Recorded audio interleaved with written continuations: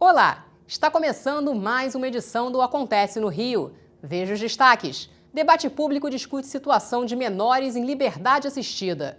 Fundação Oswaldo Cruz comemora 116 anos. VLT passa por teste. Transporte começa a operar no próximo domingo. Em instantes.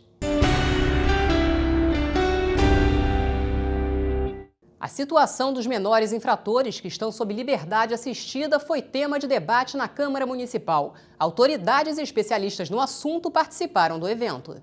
Para o vereador professor Célio Luparelli, que presidiu a sessão, a criança tem que ser tratada como vítima. Os dados do dossiê Criança de 2012 do Instituto de Segurança Pública revelam que, apenas no estado do Rio de Janeiro, 26.689 crianças e adolescentes foram vítimas de violência, enquanto 3.466 foram autoras de atos infracionais análogos a crime. 2 pontos foram abordados durante o debate: a superlotação das unidades do Degase e a educação oferecida aos jovens infratores. Não há também, nas unidades de internação, um projeto de tempo integral, né?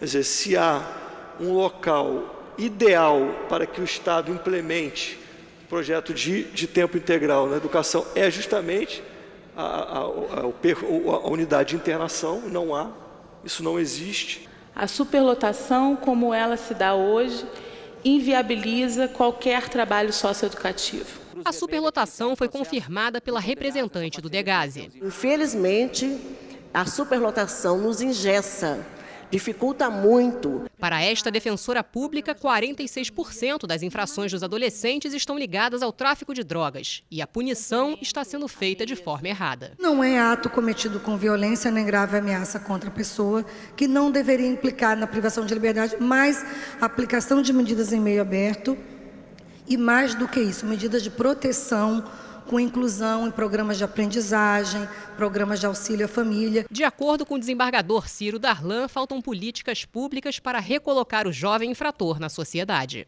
Se o sistema socioeducativo está explodindo com uma violência sem limites, a responsabilidade é do Poder Executivo, porque não se adequou para cumprir o que o Estatuto da Criança diz, mas é também do Poder Judiciário, porque não existe nenhum adolescente em conflito com a lei que esteja lá sem uma decisão judicial.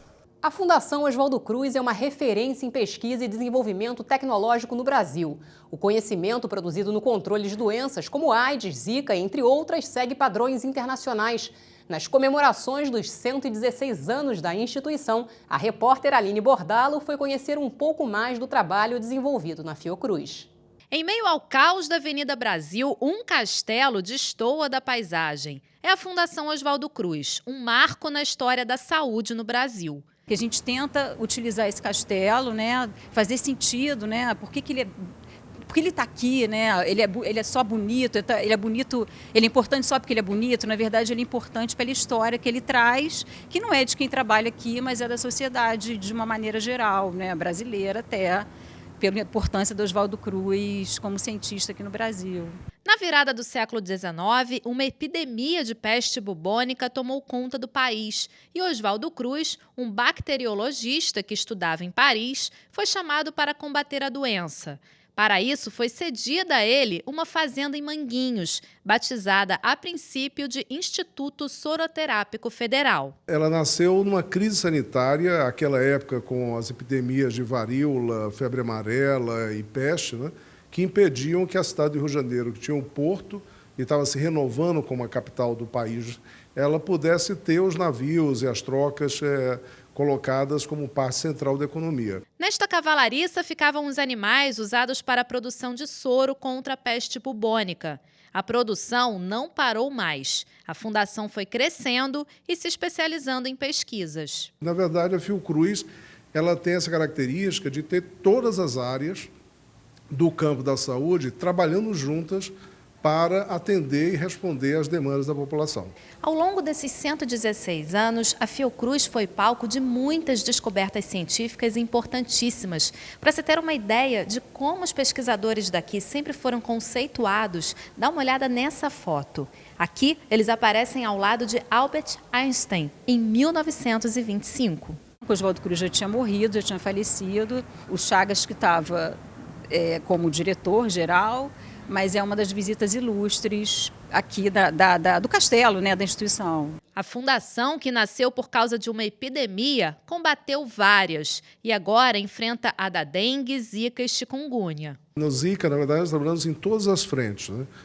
Na área de vacinas, na área de controle de vetores. Agora mesmo, aqui no Rio de Janeiro, nós vamos estar ampliando um projeto fantástico, que é o projeto Wolbachia, que utiliza uma bactéria, né, que está dentro do mosquito, e essa bactéria impede que o mosquito transmita o chikungunya e dengue.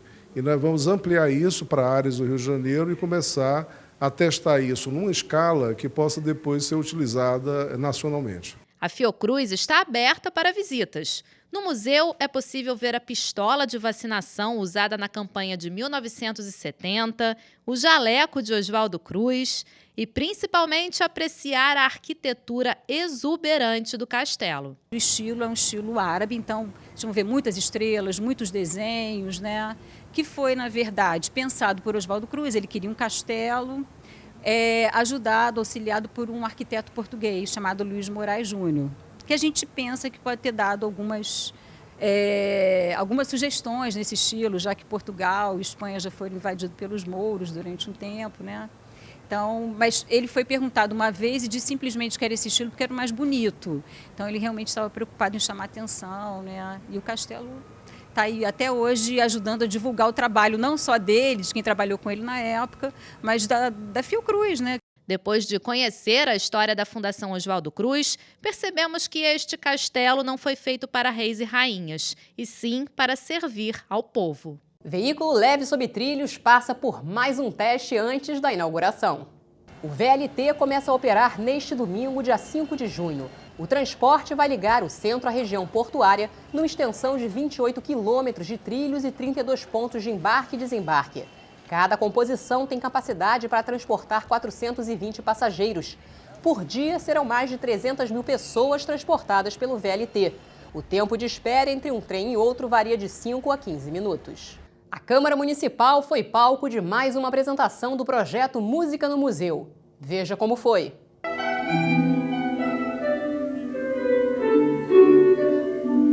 Desde 2006, a série Música no Museu apresenta um festival de harpas, esse milenário instrumento cujos exemplares mais antigos datam da Suméria em 3500 a.C.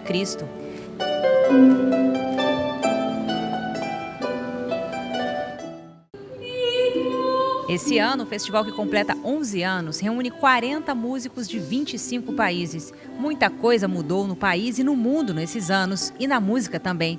O que não muda e só aumenta é o interesse do público. Ficamos muito contentes de ter alguns concertos aqui na Câmara dos Vereadores, desse lindo Palácio Pedro Ernesto, o Salão Nobre, e que proporcionou sempre a um público a oportunidade, um público especial, lotado, como vocês estão vendo aqui, oportunidades ímpar de conhecer esses artistas, dessas músicas de qualidade e ter a oportunidade de participar de um festival internacional de repercussão mundial hoje e que colocou o Brasil e mais especialmente o Rio no circuito mundial da harpa. E o Acontece no Rio fica por aqui. Você pode rever este e outros programas no nosso site. Acesse câmara.rj.gov.br. Até amanhã.